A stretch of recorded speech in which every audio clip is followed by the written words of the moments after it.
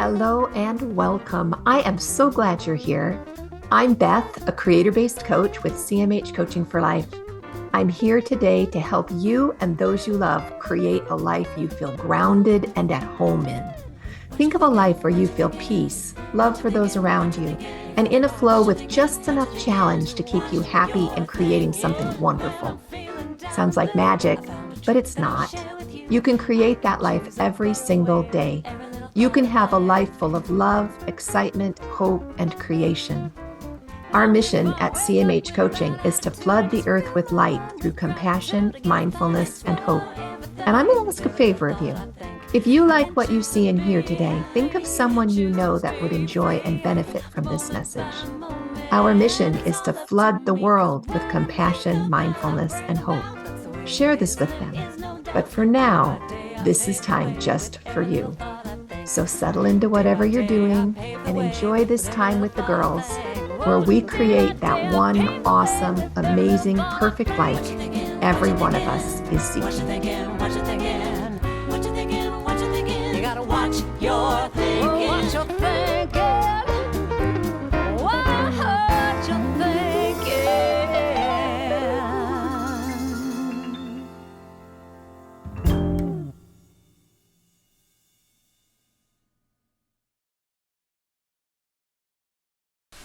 Hey y'all, and happy Monday. We are here for a creator-based life, but it's just me, because Jen's in the middle of a snowstorm and Jacine is homesick. And I know we promised you guys that we would have a clarity conversation today. So I'm bringing you an instant replay. It's a shorty, but it's a goodie. It's me and Jen, and we're talking about clarity in your thoughts and creating clarity. It gives you lots of good questions. It gives you lots of good thoughts for a week that you can create clarity and peace through mindfulness in your life. We're doing mindfulness this whole first quarter, and just choosing, like we have on this video, to do a little mindfulness practice this week will bring you big, big dividends. So here's a oldie but a goodie, an instant replay of a little class that we offered. Are your thoughts serving you, or are you serving your thoughts? So if it were your thoughts, the question is, do your thoughts serve you, or are they a devil in disguise? Now, I can tell you, I got up this morning and my thoughts were not serving me very well. I was not well rested and I was achy, and off my thoughts went to the races of all the terrible things that were going to come because I was achy and because I was tired. They didn't serve me at all. But I'm the one that's in charge. And since I have that choice, I chose to work with my thoughts and let them be in charge of me. Meditation is my best friend. That's my go-to every single time. For me, just the practice, I just sit. I really don't do anything fancy. I just sit, and generally I'll sit for about 10 minutes. I'd love to sit longer. I just only have 10-minute chunks, and I'll sit a couple, 3 times a day, usually 10 minutes at a time, and just focus on my breath. Just noticing, not judging, because as soon as I judge, I don't breathe very well. And then you get all worked up about how you're breathing and things just don't go well. So I'll just notice my breath. And as it comes into a little bit of calmness, usually just takes 3 or 4 breaths to get there, I'll count. And my goal, it's kind of a little competitive thing I have with myself, is to see how high I can count before I lose my counting ability, before I start thinking of something else. So I'll count a breath and I'll stay with it. And I'll count a breath and I'll start my shopping list, and then I'll have to start over. I'll count a breath and I'll stay with it. And I'll count a breath and I'll stay with it. And I'll count a breath and I'll think, oh my gosh, I forgot. And then I have to start over. The highest I've ever gotten so far is 7. Yeah. But I've made it to 7.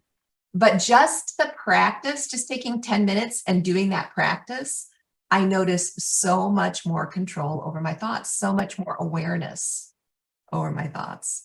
What do you do?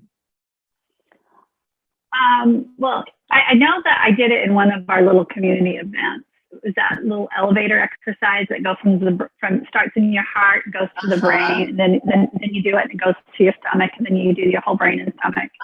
It's a good way to calm your nervous system. I'll do that. But I will find if I don't focus my breath and with the elevator, all of a sudden I don't know where my elevator is, my little teen elevator. I'm thinking about my to-do list, and then I have to come back and go, was I connecting my heart and my brain, or do I need to go back to my, so it's like, it's trying to stay in the moment of the breath and what's going on with you. Yeah. I worked with Andy Prudhomme for a while in Headspace, and he would just say, noting. He's like, okay, so your thoughts are going to wander. And so every time they wander, just say noted. Just use the word noted.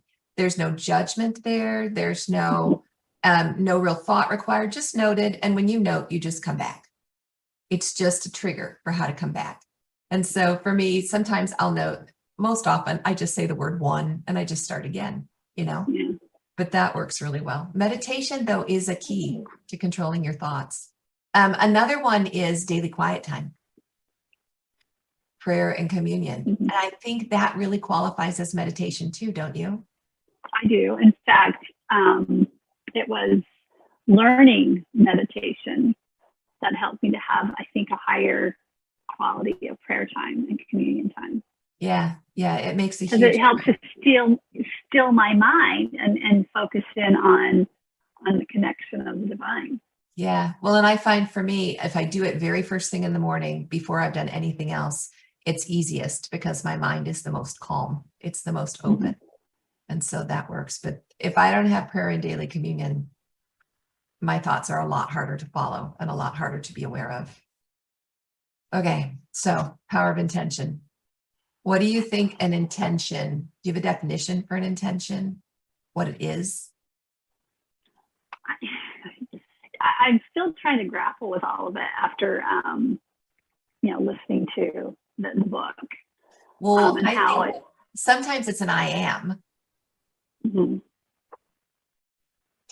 He uses. Sorry, go ahead. He uses I intend to. What were you going to say? I intend to. One of my thoughts when I was listening to it was stepping into a space of creation. Like I'm wanting to create or to have this in my life. So the intention to be felt just kind of like there's a creation power there. Yeah. Because I'm aligning myself with something to create something. I love the aligning. Yeah, that's exactly it. You're aligning yourself with having it happen. When I started to read the book again, I went back and made a list of 4 or 5 things that I felt directed to create. And so the intentions in alignment with the book are, I intend to create this, and I love that feeling because it like opens my creative process, like you were saying, but saying it out loud, I intend to create this, is a very powerful experience. So I've been working on it every morning as I start the day before I have prayer and communion, and settle in, just kind of to set the tone for this is what I intend to create. And it's been good. Yeah. I can choose to be happy, choose to be free, moment by moment. It's all up to me, 'cause what I think about, I bring about. That's the way it is, and there is no doubt. Day by day, I pave the way with every little thought I think.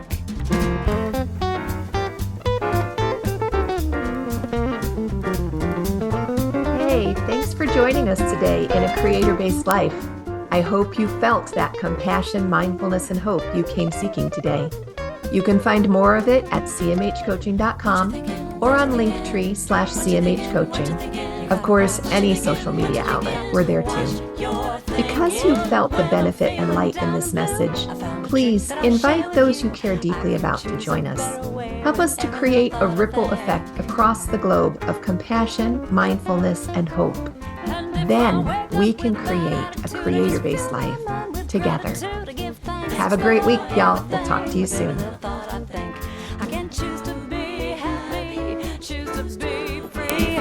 Moment by moment, it's all up to me, 'cause what I